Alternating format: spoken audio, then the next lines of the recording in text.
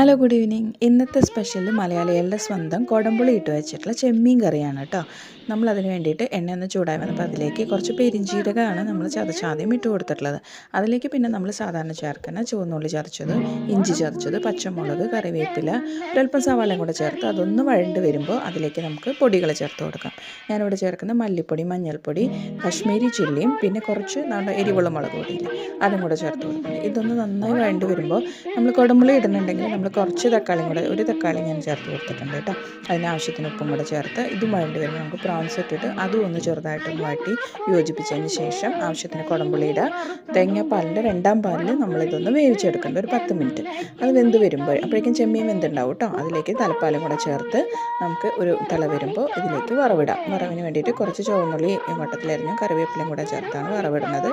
ഇത്രയും ചെയ്ത് കഴിഞ്ഞാൽ നമ്മുടെ സൂപ്പർ കോമ്പിനേഷനിലുള്ള കുടംപുളി ഇട്ടാൽ ചെമ്മീൻ കറി റെഡി. എല്ലാവരും ട്രൈ ചെയ്ത് നോക്കൂ കേട്ടോ. Thank you.